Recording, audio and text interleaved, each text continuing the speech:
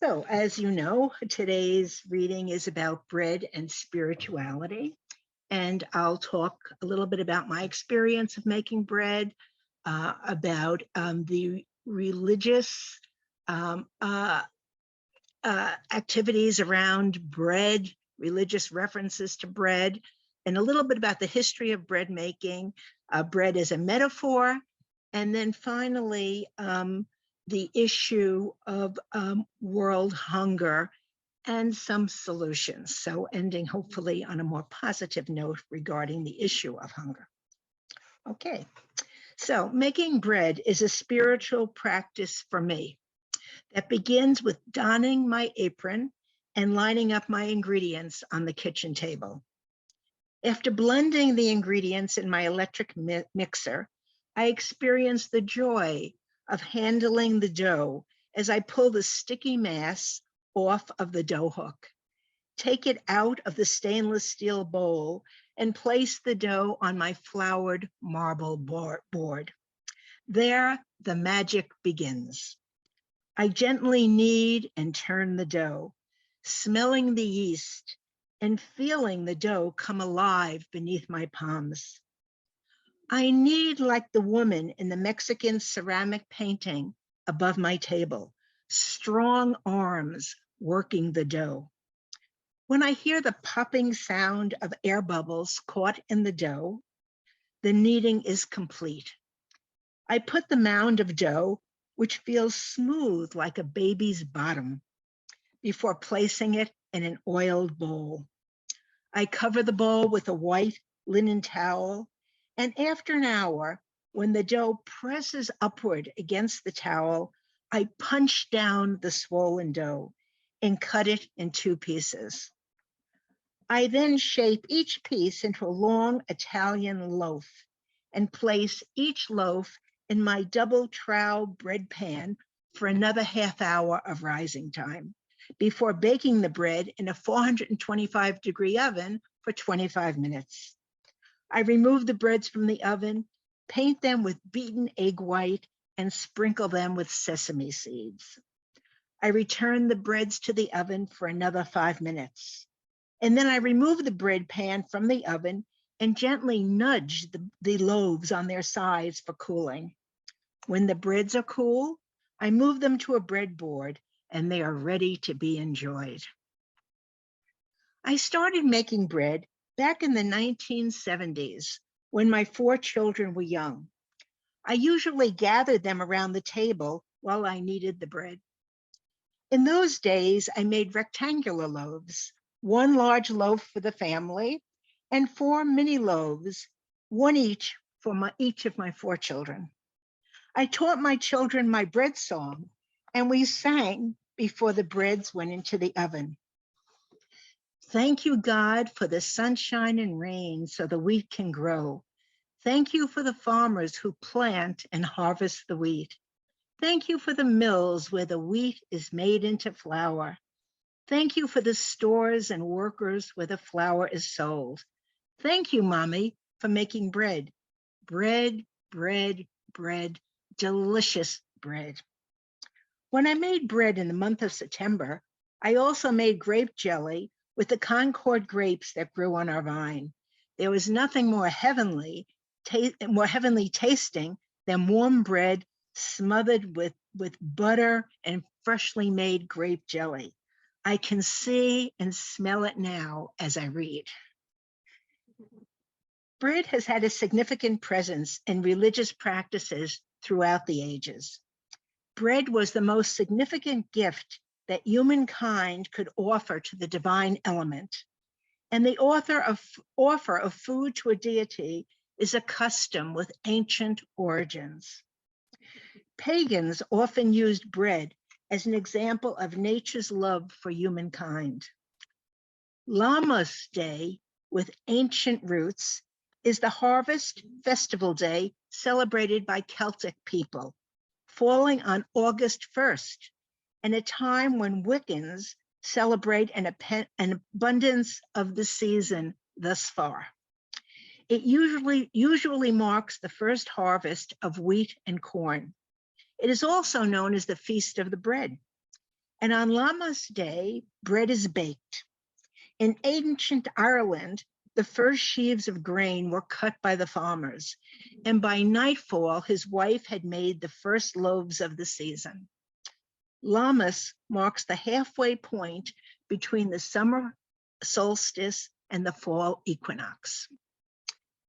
During the Jewish Passover, only unleavened bread is eaten in commemoration of the flight from slavery in Egypt.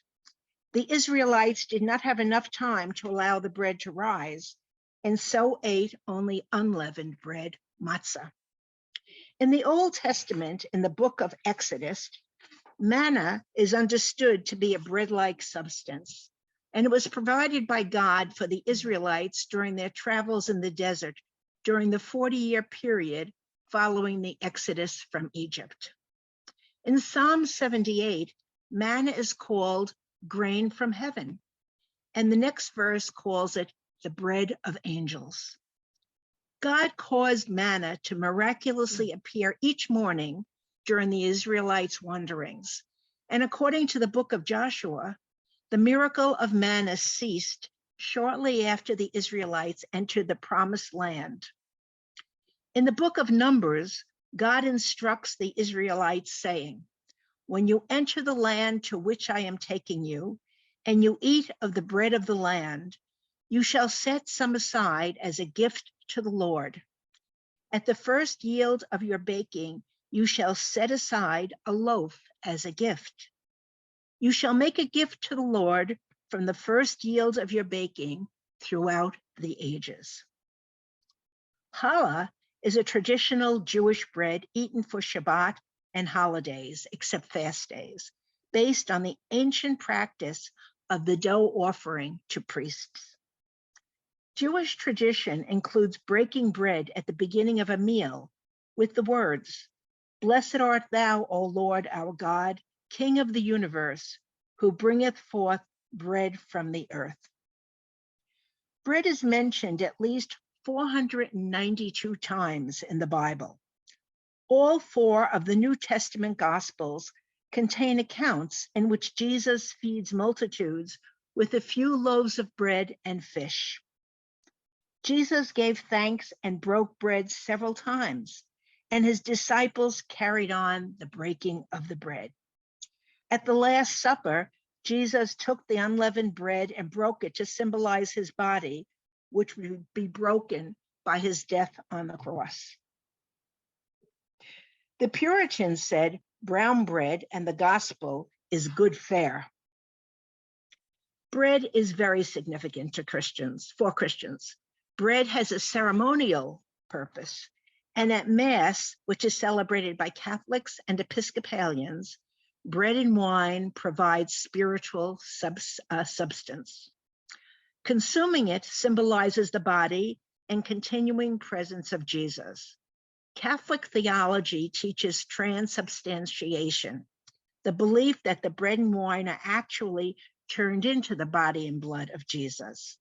Other Christian religions that include communion view the bread and wine as symbolic of Jesus's body and blood. Communion reminds adherents of the need for divine and human nourishment and their obligation to alleviate the hunger of the poor.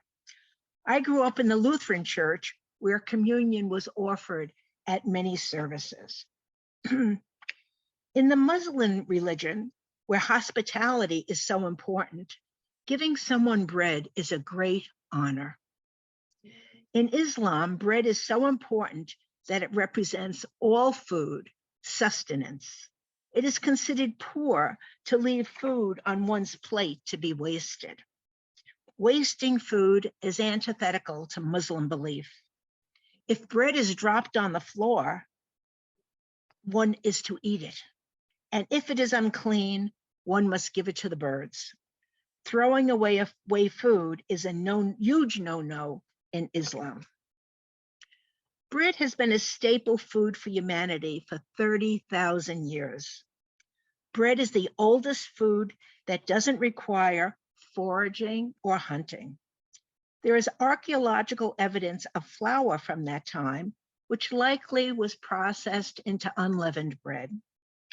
Cereals and bread became a staple food during the Neolithic age, somewhere around 10,000 years ago, when wheat and barley were some of the first plants to be domesticated in the Fertile Crescent region of Mesopotamia and near the Nile. In East Asia, bread was made from rice. In the Americas, maize was used to make bread. And sorghum was the main ingredient for bread in sub-Saharan Africa. Sorghum is a flowering plant in the grass family. Sorghum flour is a gluten-free flour with a mild sweet flavor and smooth texture. Leavened bread also appeared in prehistoric times. Early ways of leavening was done by using a piece of dough from the previous day that worked as a form of sourdough starter. Gauls and Iberians used the foam skimmed from beer as a starter. Some interesting facts. Early Egyptians sent their children to school with bread and beer for their lunch. Ancient Egyptians used moldy bread to treat infections that rose from burns. Yet it wasn't until the 20th century in the Common Era that penicillin was isolated from mold growing on bread and became one of the most important antibiotics. Another fact, Jesus was born in Bethlehem, and Bethlehem translates in Hebrew to house of bread. Then there's the French writer Voltaire, who said that the Parisians only need the comic opera and bread. A current fact, as many of us know, is that there has been a return to bread making during the COVID pandemic. Flour even disappeared from the grocery shelves and the internet, as did yeast, starting in late March of 2020. Bread has often been used as a metaphor for food, something that nourishes. Bread also implies spiritual sustenance. Many Christians pray the Lord's Prayer, and the words, "Give us this day our daily bread," implies not only literal bread, but also more generally food. In the book of John in the New Testament, Jesus says, "I am the bread of life. Whoever comes to me will never be hungry, and whoever believes in me will never be thirsty." And as we know, bread and dough are also slang words for something else we need to survive: money. In a country and a world that is rich with wheat, breads, and vast varieties of food, so many people are suffering from food insecurity. Food insecurity is the state of being without a reliable access to a sufficient quantity of affordable, nutritious food. Right here in Bergen County, many people have to decide between using their inadequate earnings to pay their rent or to buy food. In America, more than 38 million people, including 12 million children, experience food insecurity.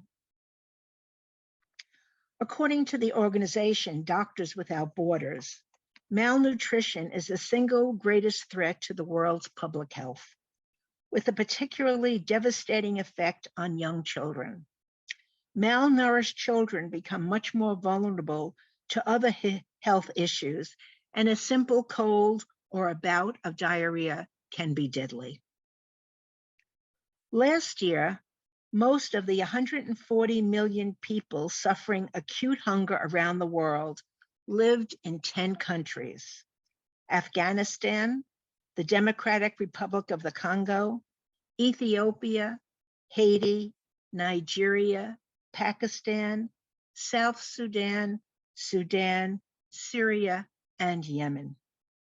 As we continue to see and hear in the news, ever since the Taliban took over in Afghanistan in August 2021, there has been a food shortage in the country, where June flash floods worsened the situation. 92% of the Afghan population faces insufficient food consumption, according to a World Food Program report. The ongoing Ukraine-Russia war, which has intensified since it began in February of this year, disrupted the shipments of grain from the Ukraine and have put more people in developing countries at risk of hunger. Both Ukraine and Russia are major wheat exporters. The United Nations Secretary General Antonio Guterres said that in 2023, the crisis could be even worse, since harvests across Asia, Africa, and the Americas take a hit as farmers around the world struggle to cope with rising fertilizer and rising energy prices, also related to the war. What is being done to relieve hunger? There are many national and international organizations working to relieve the food crisis. The United States Department of Agriculture's Food Bank distributes 45 million meals annually, 88,000 meals a day. Feeding America is the leading organization in the fight against hunger in the United States. Meals on Wheels delivers meals to seniors and adults with disabilities. Religious and secular food banks throughout the U.S. distribute food. In Englewood, the Center for Food Action distributes food. At St. Cecilia's, the Office of Concern maintains a food pantry. Even the Girl Scouts of America donate cases of cookies to the St. Cecilia office for the hungry. And individuals contribute to food drives. Globally, the World Food Program, a UN agency, provides food. CARE delivers food while seeking to end poverty and achieve social justice. The Hunger Project is another global international nonprofit. Bread for the World is a Christian organization distributing food. The Clean Cooking Alliance provides cleaner and more modern stoves to replace open fires and mobilizing investments to build businesses capable of delivering affordable and high-quality clean cooking products. Action Against Hunger focuses on feeding families with young children. Heifer International supports local farmers and their communities by donating livestock such as chickens, goats, cows, and sheep, as well as llamas. These are not for slaughter. They're using for the products that they provide, whether it's milk, eggs. Sheep and llamas are shorn for wool, for clothing. It's another wonderful organization. There are many more, but there are both national and global efforts to help the hunger problem. However, in addition to alleviating hunger now, there is a need for institutional changes. Individuals, groups, and communities that suffer from social oppression have much higher rates of hunger because they don't have access to higher paying jobs, their neighborhoods are located in food deserts, or their schools do not have enough funding to provide extra food for students and families who need it. Why Hunger is an NGO that works to address root causes of hunger, such as racism, poverty, sexism, classism, homophobia, and other forms of oppression. The organization works with a vision for social justice in which all people are physically and psychologically safe, and where everyone has access to the resources they need to fully participate, thrive, and succeed. Why Hunger advocates for the right to food by acting in solidarity with social movements around the world.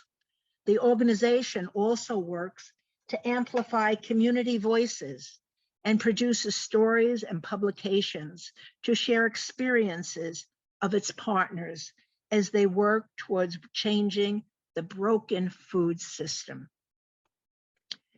Unitarian Universalist churches, fellowships, congregations around the world do a variety of actions. One action is called Split the Plate. Participating congregations donate 50% of undesignated Sunday offering funds to organizations, humanitarian organizations, including those involved in food distribution. Congregations serve food to homeless and hungry people. When our congregation was larger, we did this. We prepared food and provided meals for people, and we served the guests at a Hackensack facility. We also worked at a shelter in St. Cecilia's, where we made meals and served the guests. Some congregations contribute to an annual giving campaign via the UU Service Committee's Guest at Your Table program, which supports human rights. Many participate in food drives, something that our congregation has done at different times. More recently, our congregant, Susan Feltman, and her husband, Alan, collected food for the hungry, and it was distributed at St. Cecilia's. Leandra Pires, our public relations and communications specialist, has organized food and toy drives with the Race and Justice Committee of our congregation. In 1987, the UUA approved a general resolution to work with organizations on all levels toward the establishment of programs that hasten the elimination of hunger in both the short and the long term. And I forgot to mention also that Cassandra Jennings Hall worked for many years with a food pantry, with a soup kitchen here in Englewood. In conclusion, I want to note that several of our principles address issues related to hunger. The first principle acknowledges the inherent worth and dignity of every person. The second principle states justice, equity, and compassion in human relations. The sixth principle states the goal of world community with peace, liberty, and justice for all. The seventh principle, respect for the interdependent web of all existence, of which we are all a part. And the eighth principle affirms and promotes journeying towards spiritual wholeness by working to build a diverse, multicultural, beloved community by our actions that accountably dismantle racism and other oppressions in ourselves and our institutions. Finally, let us remember, without bread, there is no life. Thank you. Okay, so we'll now have our offering. And Michael, would you put the offering button on our order of service?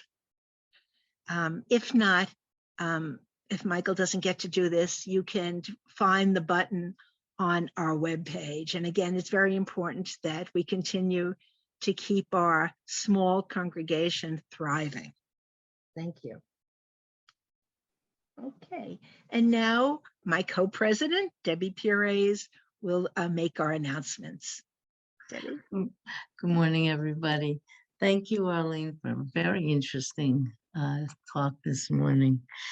I was going to spend 2 weeks without bread so I can lose some weight, but I don't know now.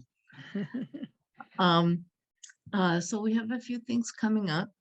This Tuesday, again, is Reverend Sonia's meditation at 7 o'clock in the evening. And next Monday is the first Sunday of September. Oh my God, where's it going? And so we will again be at Bristol and online. And if you would like to meet in person, please be sure to send an email to Leandra, our communications specialist, so we can put you on the list. September 8th, which is the following Thursday, we've been invited to go up to speak to Chief Perry of the Ramapo Native Americans. And it should be a really interesting morning. And Chief Perry is wonderful. And so I hope as many of you as possible can go up and walk around the grounds, and he's going to talk to us. And afterwards, we will have lunch at the Tenafly Diner. And finally, September 11th, there is a picnic at in Arlene's backyard. We have to name your backyard, Arlene. The party room. Around 12:30 after service, Sunday, September 11th, and I hope you will all be there. Thank you. Are we bringing lunch? We're doing a potluck. Yeah. Okay. Yeah. And I'll be making pies. No. How about some bread? I'm possibly bread. Okay. I was going to make it for today and show it, but I figured that's not fair. No one can have any Yeah, right. other than myself and Donna. Also, regarding naming our backyard, the name of our, in quotes, estate, keeping in mind we have so many cats, is Hissing Pussy. That's the name of our estate. Okay, well, Michael, are you with us? Okay, I'm going to do the chalice. I'll do the extinguishing of the chalice reading. Okay. Arlene, can Yes. we put that on the literature? Sure. That the Why party not? will be at the Hissing Pussy Estate, right? Absolutely, absolutely. Okay, so to extinguish the chalice, we extinguish this chalice honoring all of the people of the world. There is enough bread, enough food for everyone. May humankind know this and share our bounty. If you enjoyed this video, please like us on YouTube, subscribe to our channel, and click on the bell to be notified whenever we post a new video.